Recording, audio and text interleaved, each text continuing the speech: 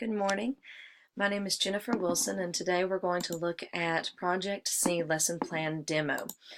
So the first thing I want you to do is go into the folder that I share with you and click on J Wilson 7741 Project C Lesson Plan Demo. It is important to note that at this point in teaching Fahrenheit 451 by Ray Bradbury, this lesson is the end product. So at this point in this lesson, the students have already read Fahrenheit 451 by Ray Bradbury. They have done extensive research, they've had good class discussions, and they understand that one of the main themes in Fahrenheit 451 is censorship and its use and how it affects the world that the main character Montag lives in, whether Montag realizes it or not. So the first thing that we want to address, of course, is the standards that will be taught with this lesson. So we're looking at standard W1, W6, and SL5. The first two standards specifically kind of target the writing section of this, while SL5 standard specifically targets the speaking and listening. So on to the essential question. Now, the essential question for this lesson plan that I designed is, how does the use of censorship affect our view of society and culture as it applies to literature? I almost took the as it applies to literature off, and then the reason that I left it was my reasoning of how little the students seem to understand and care about literature and how it directly impacts their lives. They do not necessarily see how literature is important to them. They know that it is important to be able to read and write, but that is not what I mean by literature. And so unless they find the importance of it, they're not as invested in the time spent on it, and they don't learn as much, it seems. So we want to focus on how censorship affects our view, their view, of society and culture as it applies to literature and the use of literature. So our learning targets: students will be able to write arguments in order to support claims that certain works of literature should be banned based on knowledge from situations in Fahrenheit 451. Students will be able to use technology to produce a written product, poster, and digital product, commercial, to be shared with the class for discussion. Students will be able to strategically use digital media to create their posters and commercials. So for a warm-up to introduce them to this concept, we want to discuss the following quote by Ray Bradbury. It says, "You don't have to burn books to destroy a culture, just get people to stop reading them." And what I like to do is every day I have a quote up on the board as part of their warm-up. It's a journal entry that the students keep. And they know as soon as they come in, they write the date, the quote, and then they have to respond to the quote, whether they agree or disagree. But they cannot say, "I agree" or "I disagree."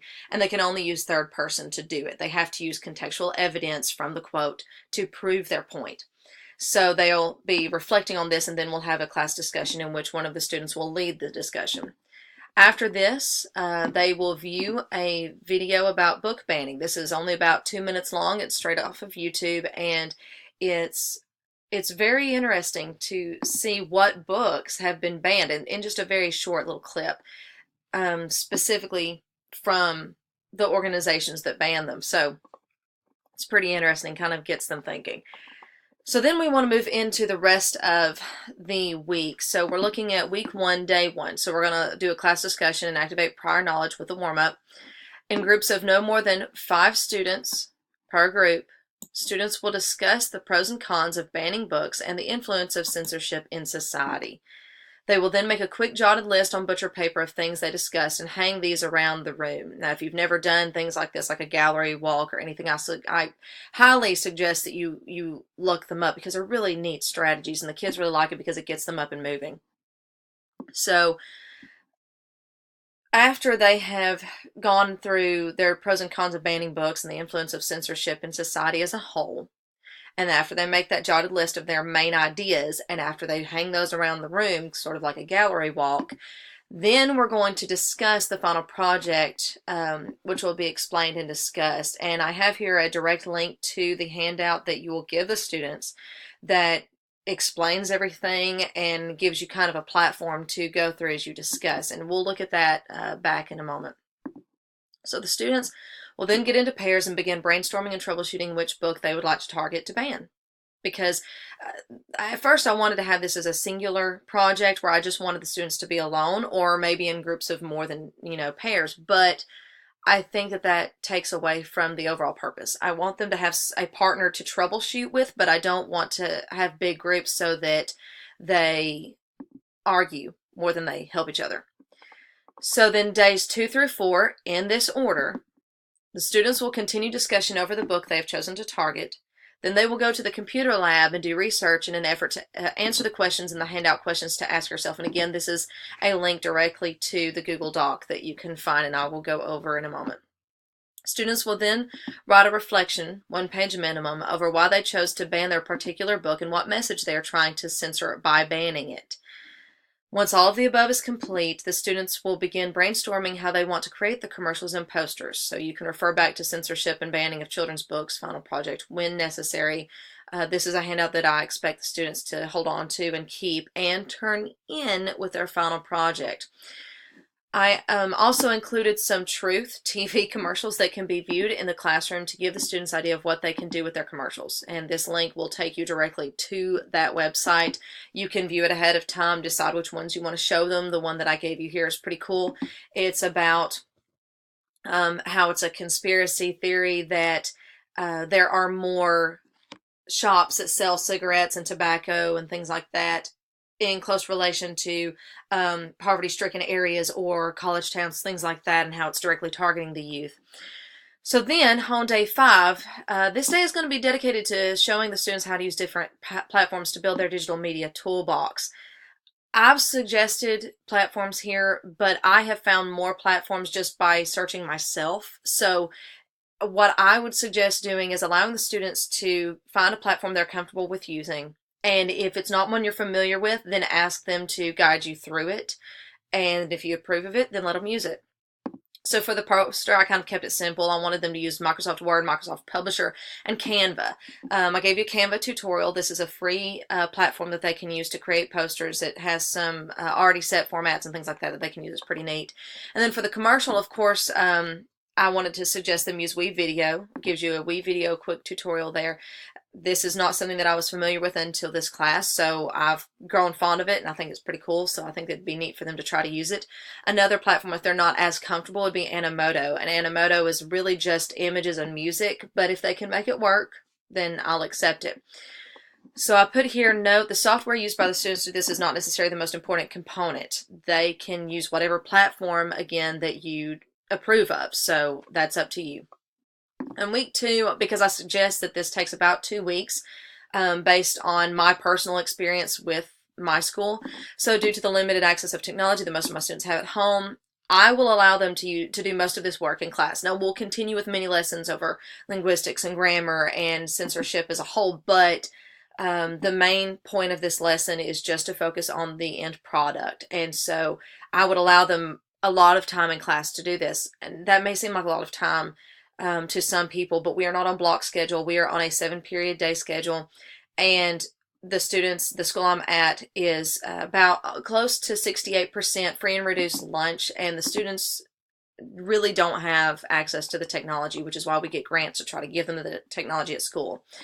So the assessment piece is that they will be assessed on their execution of the purpose behind the product itself. This will be a summative assessment and graded by the rubrics provided to the censorship and banning of children's books final project handout. So real quick, let's go back up, and the first thing I want to show you is the question document, because I want to make sure that that's a little clear in why I chose to have them do this. So, and I apologize that I'm scrolling back and forth. I'm just trying to, there we go. All right, so if you click on questions to ask yourself, this will take them to this handout that, again, you can print out and give to them. They'll put both names of the partnership, the class period they're in, the date this is given, and the children's book that they choose to use.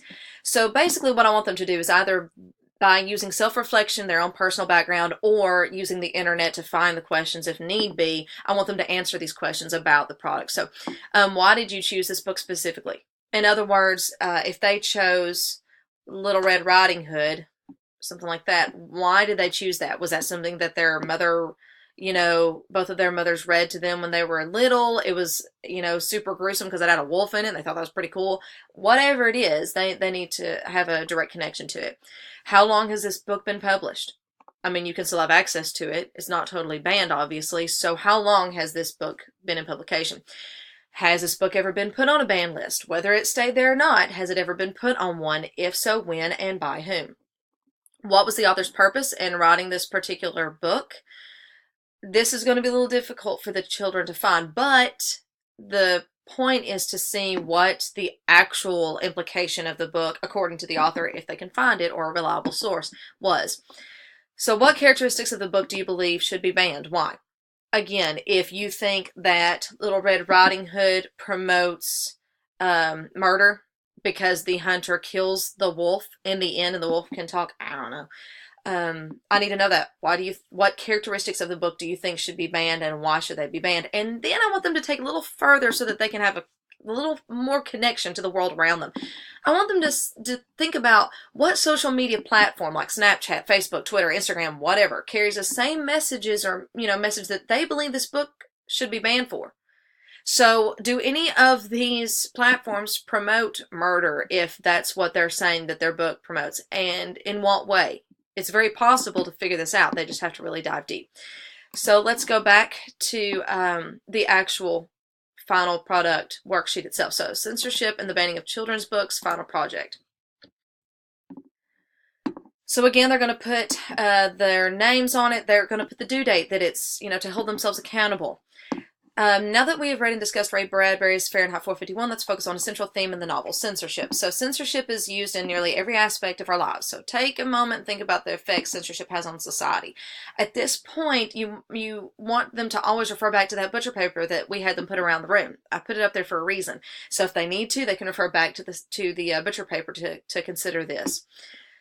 Is censorship as important today as it was for the characters in Fahrenheit 451? I don't know. That's up to them. But they have to make a valid connection there. For your final project in our Fahrenheit 451 unit, you will create both a poster to be displayed in the school and a commercial to be played for your peers in this class that tries to convince them to join your stance of banning a children's book of your choice. So it's not just putting a cute little commercial up there. They have to be convincing. They have to make a really good argument that has two strong legs to stand on. So, it's very interesting to see what they come up with. So for the poster, I tell them it can be a minimum of an 8x11 piece of computer paper or as large as a poster board. I don't really want it to be any smaller or larger than that, but that's their criteria. It has to include text that explains the dangers of the book you've chosen to ban. It has a minimum of 3 images that are used effectively. It must incorporate ideas from both members of the group. This is a collaboration, not, one person does all the work. And as a bonus, if they can find a way to incorporate the social media platform they associated with this message, that's going to be huge. For the commercial, it has to be a minimum of 2 minutes long. It has to incorporate ideas from both members of the group. It has to include a minimum of 3 images. They could be the same images from the poster. Again, connectivity, that's fine. And they must use sound. I don't care if it's music, sound effects, or their voice, explaining things. That's fine. And again, incorporating that social media platform is extremely interesting if they can do it. So on the next page is the rubric. Now, for my classroom, projects are 50% of their grade. It's considered a major grade. So I said that it's a summative assessment worth 1 major grade. But while it says 1, that's 50% of their grade. That's the category that it goes into. So this is a big hit for the students. So they really want to try on it. And basically what they do is they go on the criteria I gave them here. And they go by the rubric that I provided them here. So presentation, to earn all the points, it has to be well rehearsed with a smooth delivery that holds the audience's attention. Because again, they're not just putting up the commercial for us to watch. They also have to present their poster and connect the two together. So the content has to cover the topic in depth and with details and examples. Subject knowledge is excellent. All the requirements of the above are met. It's attractive. Is it something that I can look at, that I can use, that we can put up around the school? Did they actually take time to be organized, to make it clean? This is more about their buy-in to the product rather than how well they can write. The workload is divided and shared equally by all team members. I hate group work for this reason. I don't like it when somebody does all the work and then everybody takes the credit. I cannot stand that. So sometimes I'll even have them do a group rating. I chose to not do it here because it's in pairs, and it's really obvious who said what about the other person, but at times I have been known to do that. Effectiveness. Products were very effective in explaining purposes behind the banning of the chosen book. In other words, how effective were you? Were you convincing? And requirements. All requirements of commercial are met